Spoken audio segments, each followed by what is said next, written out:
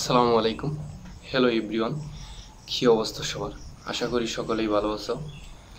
আজকের এই ভিডিও সেশনে আমি তোমাদের সাথে আলোচনা করব যারা 2025-26-এ অ্যাডমিশন পরীক্ষা দেবে তাদের প্রিপারেশন স্ট্র্যাটেজিটা কিভাবে নেওয়া উচিত। অর্থাৎ যারা একাডেমিক পরীক্ষা দিচ্ছ 2025-এ, তাদের পরীক্ষা প্রায় শেষের দিকে এখন, অর্থাৎ আর কিছুদিন পরেই তোমাদের অ্যাডমিশন পরীক্ষা।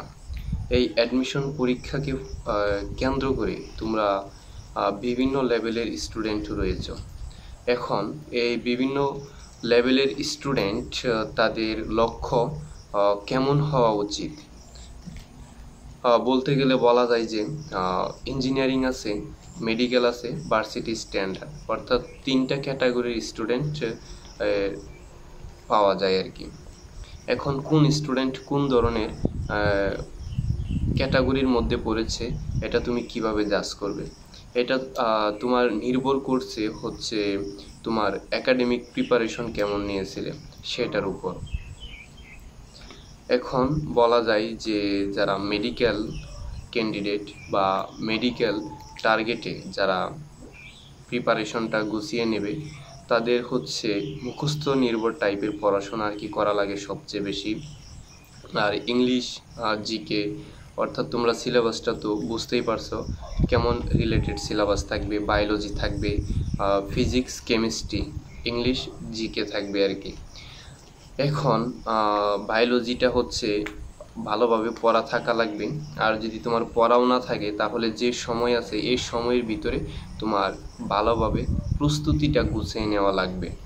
এটা হচ্ছে মেডিকেল স্ট্যান্ডার্ড রিলেটেড পড়াশোনা। এবং তুমি কখনো দুই নৌকায় পা দিতে পারবে না, অর্থাৎ তুমি যে প্রিপারেশনটা নেবে একদিকে আর কি ফোকাস করবে। আর একদিকে ফোকাস না করলে তোমার প্রস্তুতিটা কখনোই তুমি ভালোভাবে নিতে পারবে না আর কি। আর যারা হচ্ছে ইঞ্জিনিয়ারিংয়ে ভর্তি পরীক্ষা দেবে তাদের হচ্ছে যে ফিজিক্স, কেমিস্ট্রি, ম্যাথ, এই তিনটাই ভালো দক্ষ হওয়া লাগবে। আর ম্যাথের কথা তো না বললেই নয়। সেই সাথে তোমার একাডেমিক পরীক্ষা কেমন হয়েছে এখানেও তোমার ভালো রেজাল্ট লাগবে। এই হচ্ছে মূল বিষয় আর কি।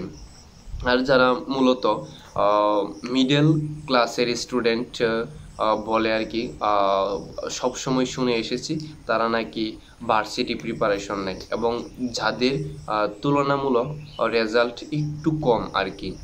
তবে এটা দিয়ে আমি জাজ করতে চাই না, কারণ এক একজনে দেখা যায় যে ভার্সিটি প্রিপারেশন নেয়, তার যদি রেজাল্ট ভালো হয় তার দেখা যায় যে মেডিকেলে হয়ে যায়।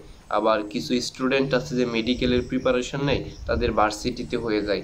আবার একাডেমিকে ভালোভাবে পড়াশোনা করার কারণে তাদের কিছু কিছু স্টুডেন্টকেও আমি দেখেছি যে আমারই বন্ধুবান্ধব যে ইঞ্জিনিয়ারিং বিভিন্ন ইউনিভার্সিটিতেও হয়ে গেছে, ইভেন বুয়েটেও হয়ে গেছে।